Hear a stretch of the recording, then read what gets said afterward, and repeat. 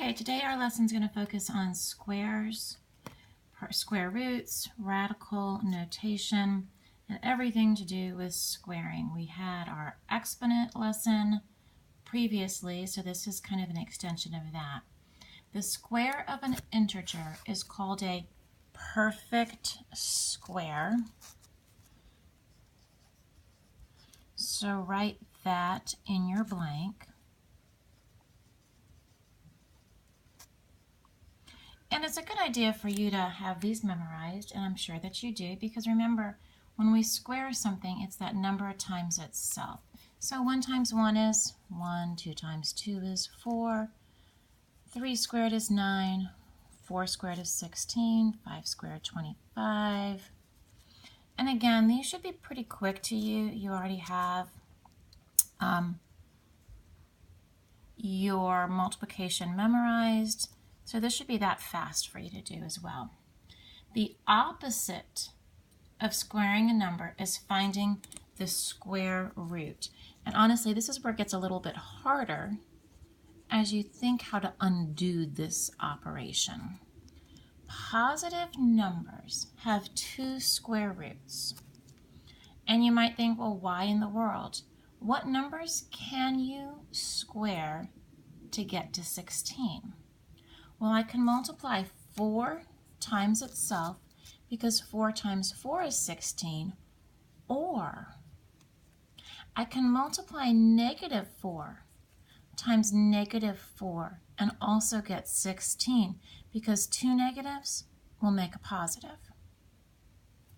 Negative numbers have 0 square roots. So take a minute to think about why.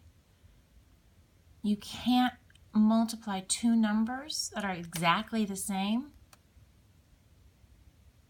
and get a negative. It's just not possible. What number only has 1 square root? Kind of a little trick question, and that's the answer 0. The radical sign. So that's what this is called. It looks like a check sign that's gone a little wild. So we call the radical sign, radical x, is used to indicate the square root of x. The square root of x is used to indicate the positive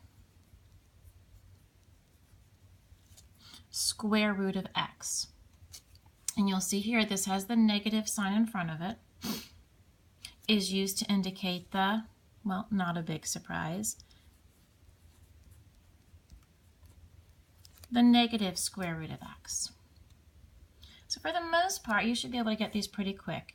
49, you have to think, this is 7 times 7, so the square root of 49 is 7.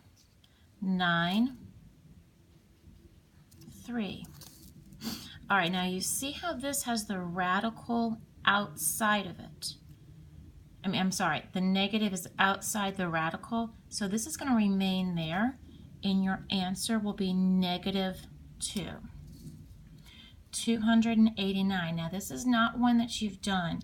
You are allowed to use your calculator for this, but again, take note that there's a negative there. Okay, why don't you pause your video and finish the rest of these and come back to check.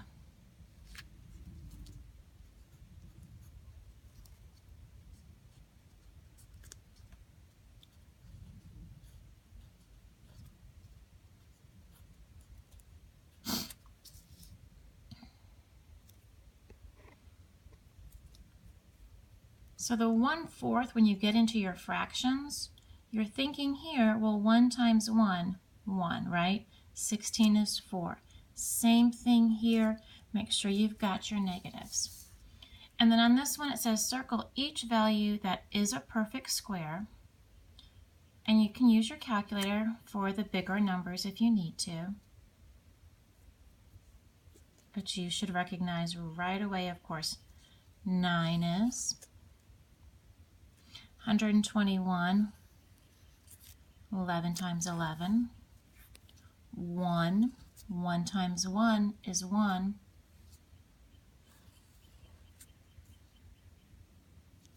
think 200. Is anything? Nope.